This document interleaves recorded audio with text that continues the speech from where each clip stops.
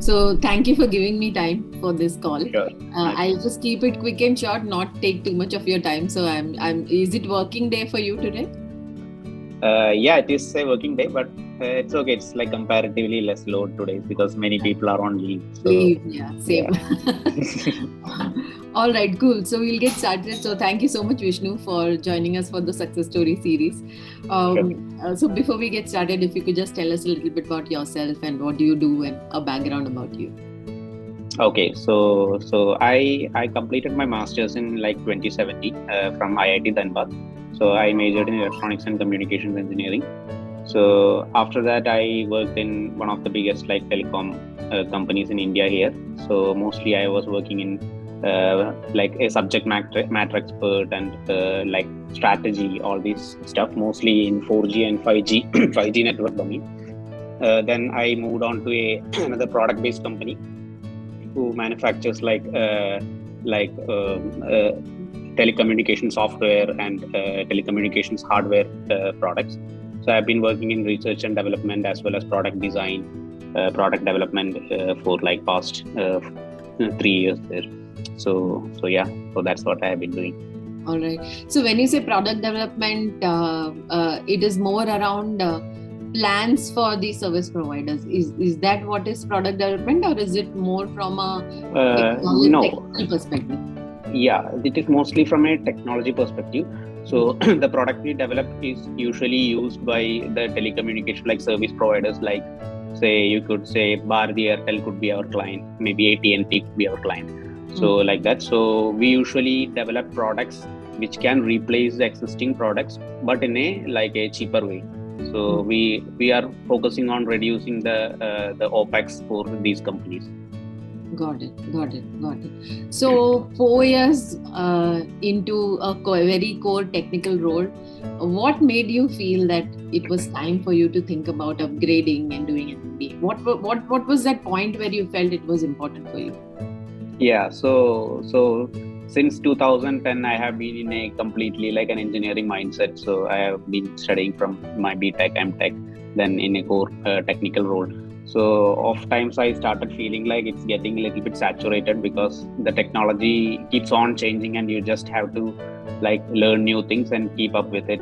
And I felt like most of the times it's like whenever I get new ideas and all regarding working on research and development, I used to get like getting new ideas is a part of my job.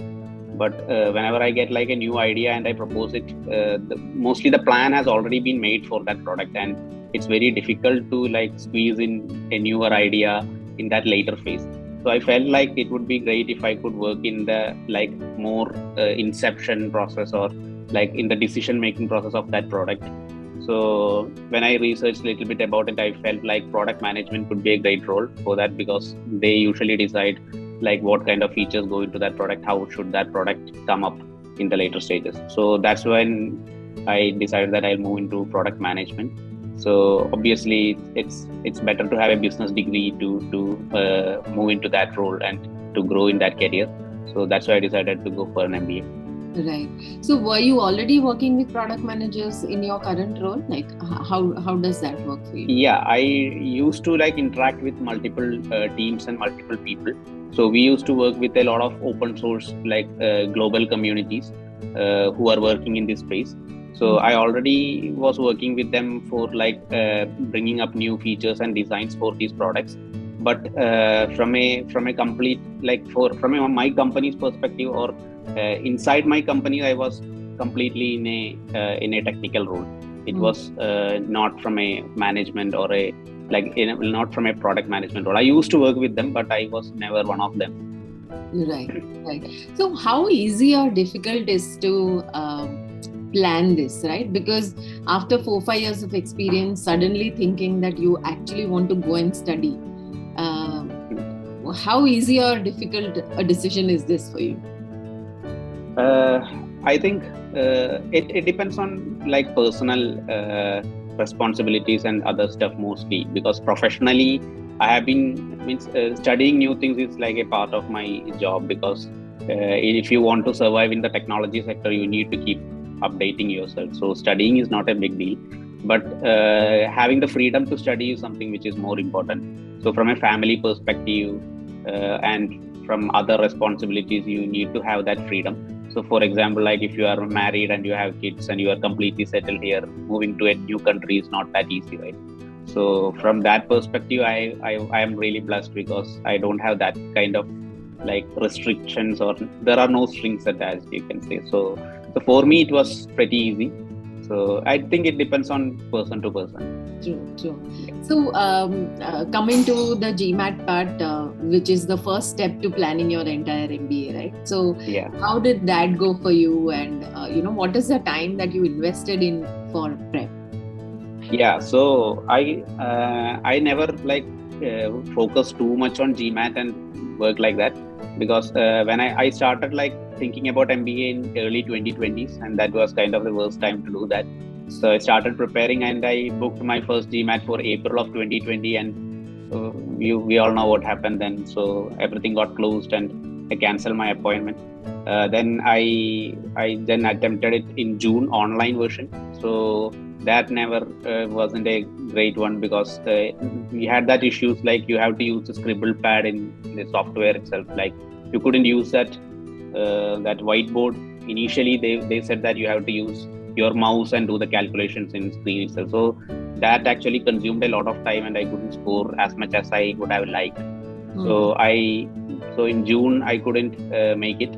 Then earlier they were saying you can take GMAT online only once. Then only they brought that second attempt in, I think, September or October. So when that opportunity came, I thought, okay, I'll give another shot at it.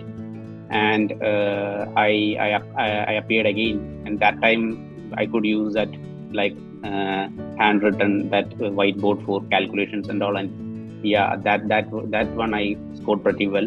But by that time, that round 1 deadlines were over, so I had to apply in round 2 itself for like fall 2021. You were talking about retaking the online version, right? So right. How was that your that was your second attempt, is what I understand? Correct. Yes, correct. Okay. That was my second attempt. Okay. So that went pretty well. I scored decent. I had a decent score, so I had a 710 then. Then so I applied to like 5 schools for round 2 in fall 2021, and that really did not go well. I invested like more time into GMAT, and I missed out of like looking into how to deal with these applications and how to do these essays and all.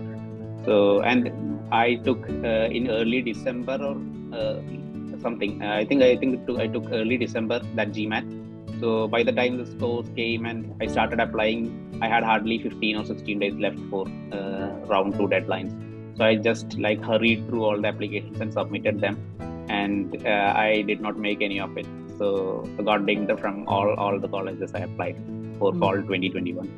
Right. So how did you come across Crackverbal, and what kind of research did you do to get to that point?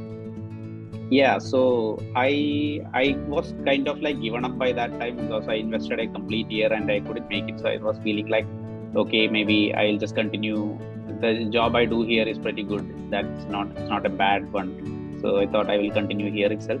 But then I came across some of the videos in YouTube. So I saw like Arun speaking about like applications to like different colleges, how to apply. He was like picking up the essay questions and was explaining how to deal with those questions.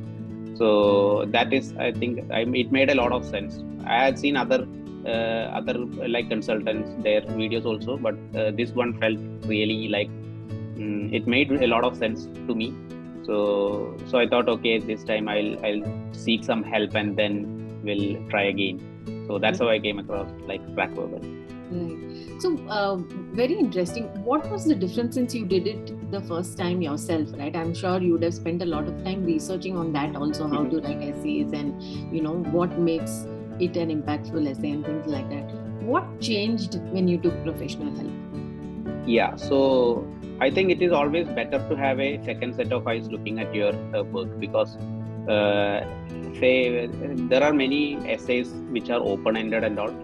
So when you start writing them, and you will get a kind of one thread and you will just develop that thread.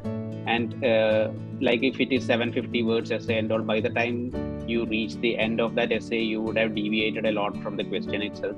And it is very difficult to understand that if I have written that essay, I always feel that that is the best essay, because there is no different point of view which I can get on that.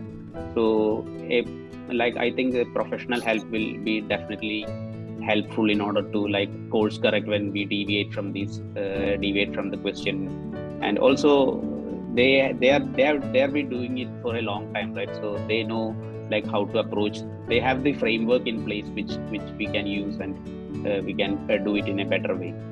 Right. So this time, how many schools did you apply to, and how did it go for you? Yeah, so I applied to 5 schools this time, 5 or 6. Yeah, I think 6 schools this time. So I have converted 3 already, and some of the results are yet to come. So yeah, so it has been great this year. Awesome. Yeah. So 3 as in, which are the 3 that you've converted so far? Yeah, so I have converted Simon University of Rochester, and then Kelly School of Business, Indiana University, and Foster School of Business, University of Washington. Right. You also got a lot of scholarship in these schools. So did you apply separately for that? Did you have to write a separate scholarship essay, or how does this whole scholarship thing work? Yeah. So there are 2 kind of scholarships, like 2 types of scholarships. One is like you don't have to apply, and the college, they have a budget for like supporting students for like reducing the cost of attendance. So they will, based on our merit, whatever merit they feel we have, and they will give according to that. And there are another set of scholarships which people get due to some of the eligibilities, like Forte scholarships are there for like female candidates, and there are some other scholarships. So for my profile, I was not eligible for any of those scholarships, so I didn't have to apply for any of those. So I got the scholarship which is just based on the merit, and that AdCom decides whether they have to give you a scholarship or not. So yeah. Awesome. So I think you managed to get almost close to 50% of scholarship in each of these schools. Yeah, one of the schools I got 55%, and the rest 2 I got 50%. Awesome. In fact, in this time where you really need it, more from the cost of, the investment perspective, and also being US for that perspective, and from these schools, I think it's great. Congratulations, Vishnu. I think this is really good, and I'm really, really happy for you. So how did this whole interview process go for you? Or was it, like after you apply, how much time did it take for them to actually get back to you with an interview, and what was different in each of these schools more from a process perspective? Okay, so time period, it just varies from school to school. Some of the schools like stick on to the deadlines which they have given in the website. So, and some doesn't stick on to that at all. So for example, like Kelly, I applied very early for every school because I already had planned this before, and yeah, so from August starting itself, I started working on that because I know the value of time. I had experience from the previous attempts. So this time I applied very early. So as soon as the applications opened, I applied. I was ready. So mid-September itself I applied, and Kelly called me for interview just 2 days later. So yeah, so I picked a date which was just 3 or 4 dates away from the date of my invitation. So the interviewer also said, you are one of the first candidates to interview. But Foster was like, even though I applied very early, they gave me an invite after their deadlines.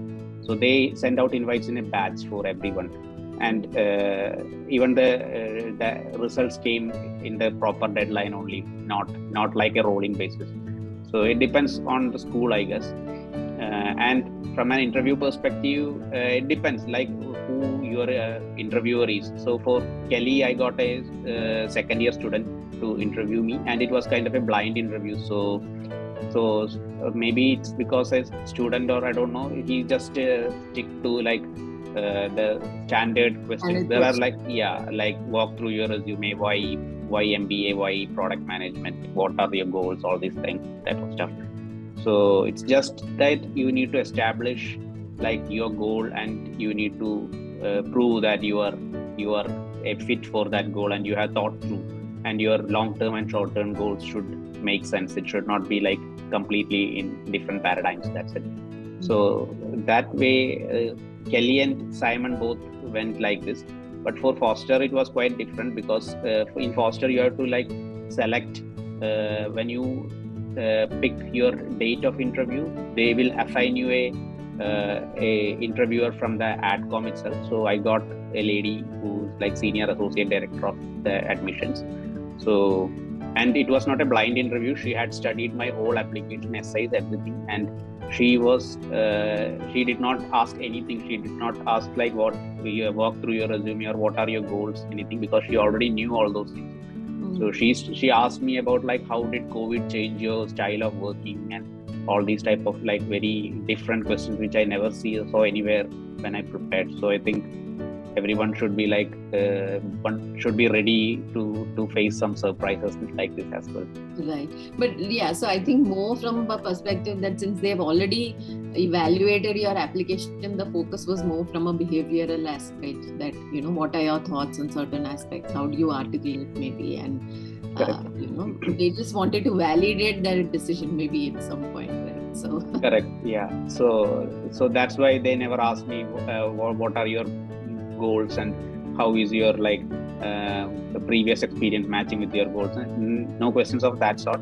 It was mostly like they asked me like what is your like current day-to-day like agenda or like work going on, how it differs from the previous one, what have you learned from like working in this type of scenario, and how did you adapt to this change what we are like facing now, all these type of questions. So it was more like a, what do you say, it's more casual rather than a like a fixed set of questions. So I felt like she just asked whatever came into her mind. So yeah. That's awesome. So cool. So now what is your next step and what is your plan? Are you now you have time, I think, apart from figuring out the finance part and the visa part, are there anything that you have planned that you need to do? Because I think by the time you leave only by July, August time. Yeah, so you have almost close to 6-7 months with you right now. So what's the plan?